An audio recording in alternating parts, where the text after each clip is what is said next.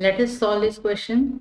For the reaction 2A plus B gives products, find the rate law from the following data. आता जेव्हा आपल्याला एखाद्या रिॲक्शनसाठी rate law लिहायचा असतो तेव्हा आधी काय काय डेटा दिला आहे हे आपण बघून घ्यायचं. आपल्याला एचं कॉन्सन्ट्रेशन दिलं आहे, बीचं कॉन्सन्ट्रेशन दिलं आहे, म्हणजे दोन्ही रिॲक्टंटची कॉन्सन्ट्रेशन दिली आहेत आणि त्यांचा रेट पण दिलेला आहे. म्हणजे आपल्याला इकडे 3 केसेस आहेत. 3 केसमधलं वेगवेगळं एचं बीचं कॉन्सन्ट्रेशन आणि त्या 3 केसमधला रेट ऑफ द रिॲक्शन पण लिहिलेलं आहे. आता in general for any reaction we can write rate law as rate is equal to K concentration of reactant. आता इथे ए आहे रिॲक्टंट म्हणून एचं कॉन्सन्ट्रेशन रेज टू एक्स आणि बी रिॲक्टंट आहे म्हणून बीचं कॉन्सन्ट्रेशन रेज टू वाय. हा झाला कुठल्याही रिॲक्शनसाठी, जनरल रिॲक्शनसाठी आपण लिहित असलेला रेट लॉ. आता ह्याच्यामधनं जर आपण एक्स आणि वाय हे काढू शकलो तर आपल्याला त्याचा रेट लॉ लिहिता येईल, म्हणजे करेक्ट रेट लॉ लिहिता येईल. आणि एक्स आणि वाय काढण्यासाठी आपल्याला जो डेटा दिलेला आहे त्या डेटाचा वापर करावा लागेल. आता आपल्याला माहिती आहे की ही केस 1 आहे, ही केस 2 आहे आणि ही केस 3 आहे. तर आपण केस 1 साठी रेट लिहूया आणि त्याच्यामध्ये त्याच्या सगळ्या ज्या रिस्पेक्टिव्ह व्हॅल्यू आहेत त्या व्हॅल्यू पुट करूया. आता केस 1 साठी रेट काय येणार, R1 इज इक्वल टू दिलेला आहे किती 0.15 इज इक्वल टू के आता चेंज होणार नाही. एका रिॲक्शनसाठी त्याला आपण K1 K2 K3 म्हणणार नाही, कारण रिॲक्शन सेम असल्यामुळे के सेमच राहणार, रेट कॉन्स्टंट. सगळ्या रिॲक्शन म्हणजे ह्या रिॲक्शनच्या कुठल्याही केससाठी के सेम राहणार. फक्त जसं कॉन्सन्ट्रेशन चेंज होईल तसं आपल्याला ते वेगवेगळं सबस्टिट्यूट करावं लागेल. आता ए रेस टू एक्स, ए किती आहे केस 1 साठी 0.3. सो 0.3 रेस टू एक्स, अजून आपल्याला एक्स मिळालेला नाहीये त्यामुळे तो तसाच लिहायचा. बी किती आहे 0.05, 0.05 रेस टू वाय. हे झालं केस 1 साठी.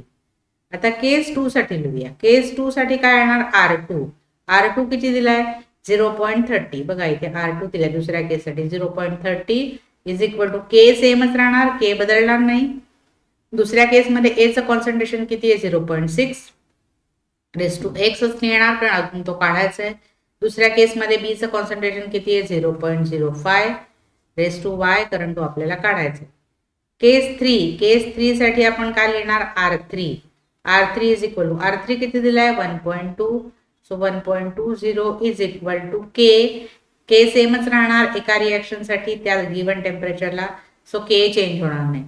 एचं कॉन्सन्ट्रेशन किती दिलंय तिसऱ्या केसमध्ये 0.6 रेस टू एक्स आणि बीचं कॉन्सन्ट्रेशन दिलंय 0.2 रेस टू वाय.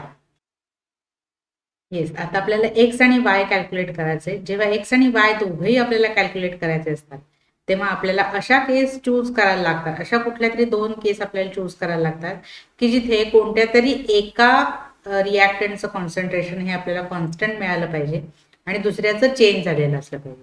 आता इथे आपण असा कुठल्या केस चूज करू शकतो, आयदर आपण केस 1 आणि केस 2 चूज करू शकतो, कारण त्याच्यामध्ये केस 1 आणि 2 मध्ये बीचं कॉन्सन्ट्रेशन कॉन्स्टंट राहिलंय, म्हणजे आपल्याला एक्सची व्हॅल्यू काढता येईल. जर बीचं कॉन्सन्ट्रेशन कॉन्स्टंट असेल तर त्याच्यावरनं आपण एक्सची व्हॅल्यू काढतो. किंवा आपण केस 2 आणि 3 चूज करू शकतो ज्याच्यामध्ये एचं कॉन्सन्ट्रेशन कॉन्स्टंट आहे, त्याच्यावरनं आपण म्हणजे वायची व्हॅल्यू आपण काढू शकतो. म्हणजे जर एचं कॉन्सन्ट्रेशन जर सेम असेल तर आपण वायची व्हॅल्यू काढू शकतो आणि बीचं कॉन्सन्ट्रेशन जर सेम असेल 2 केसमध्ये तर आपण एक्सची व्हॅल्यू काढू शकतो. तर आपण आपल्याला दोघांच्याही व्हॅल्यू काढायचे आहेत, त्यामुळे आपण आधी काय करूया, केस 1 आणि 2 कन्सिडर करूया की ज्याच्यामध्ये आपल्याला बीचं कॉन्सन्ट्रेशन कॉन्स्टंट आहे आणि त्याच्यावरनं आपल्याला एक्सची व्हॅल्यू काढता येईल.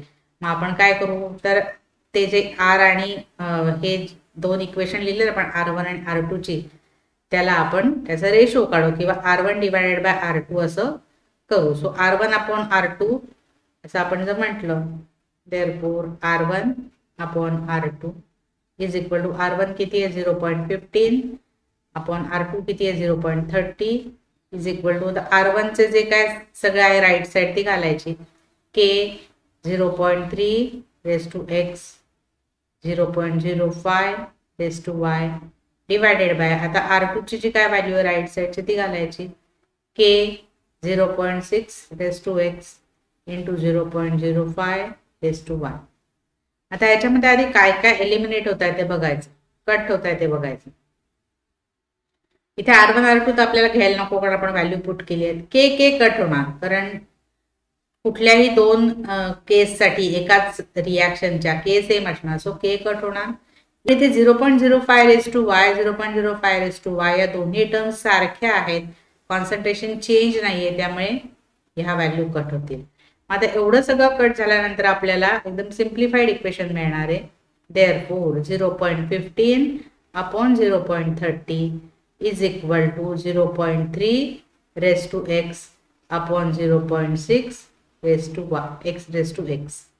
सो हे आपल्याला एकदम सिम्प्लिफाईड इक्वेशन मिळालं 0.3 raise to X upon 0.6 raise to X. आता 0.15 अपॉन 0.30 ला आपण कसं लिहू शकतो, 15 अपॉन 30 लिहू शकतो कारण दोन्हीकडेही डेसिमल पॉईंट नंतर दोन दोनच डिजिट आहेत.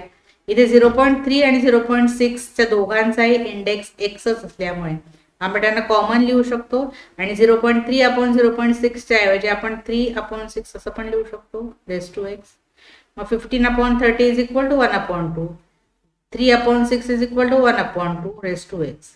या 1 अपॉन 2 ला आपण 1 अपॉन 2 रेस टू 1 असं पण लिहू शकतो कारण anything raise to 1 is that number, आणि इथे आपण 1 अपॉन 2 रेस टू एक्स असं लिहू शकतो.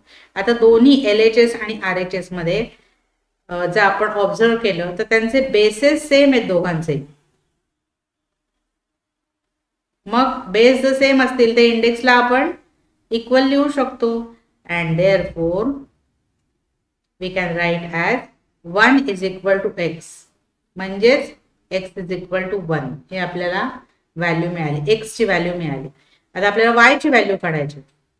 मग वायची व्हॅल्यू काढण्यासाठी आपण काय करू शकतो की हे दोघं जेव्हा आपल्याला माहिती आहे की वायची व्हॅल्यू काढायची असेल तर एचं कॉन्सन्ट्रेशन जर कॉन्स्टंट असेल तर आपण वायची व्हॅल्यू काढू शकतो. मग आपण केस नंबर 2 आणि केस नंबर 3 जर घेतली म्हणजे R2 आणि R3 साठी जर आपण इक्वेशन लिहिलं तर आपण त्या व्हॅल्यू पुट करून इक्वेशन लिहू शकतो.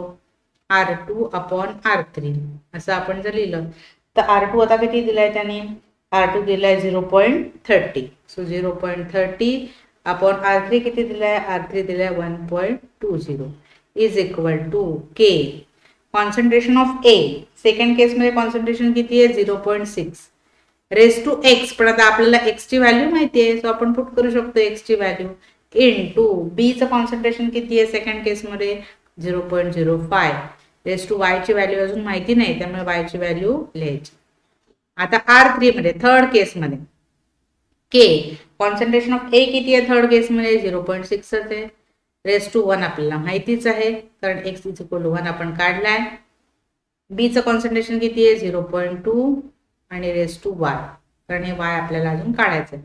आता सिम्प्लिफाईड फॉर्म मध्ये आपण कसं लिहू शकतो, therefore 0.30 upon 1.20 is equal to, आता इथे काय काय जाईल बघा, इथे कट काय काय होणार, के कट होणार, 0.6 रेस टू 1 0.6 रेस टू 1 हे दोन्ही कट होणार. मग सिम्प्लिफाईड फॉर्म मध्ये आपल्याला काय मिळेल इज इक्वल टू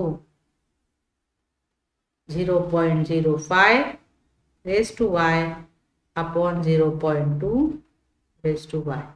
आता याला आपण अजून सिम्प्लिफाईड फॉर्म मध्ये लिहू शकतो. याचे आपण डेसिमल पॉईंट काढायचा प्रयत्न करायचा.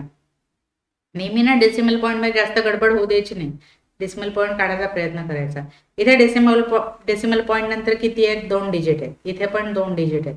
मग आपण जर काढले तर कसं होणार 30 upon 120 right is equal to इथे 0.05 upon 0.2, so 0.05 upon 0.2 raise to Y कारण याचा कॉमन इंडेक्स वाय आपण लिहू शकतो. 30 अपॉन 120 म्हणजे 1 upon 4 5 upon 20 raise to Y.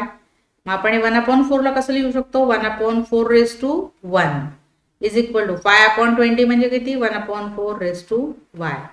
म्हणजे मग असं सारखं आलं इथे परत दोघांचा बेस सारखा आहे.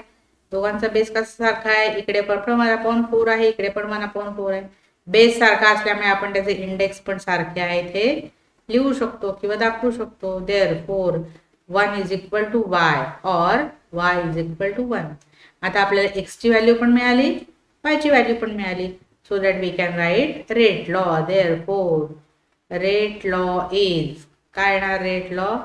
Rate is equal to K concentration of A raised to 1 म्हणजे nothing into concentration of B raised to 1 म्हणजे nothing. So हे झालं आपलं फायनल आन्सर.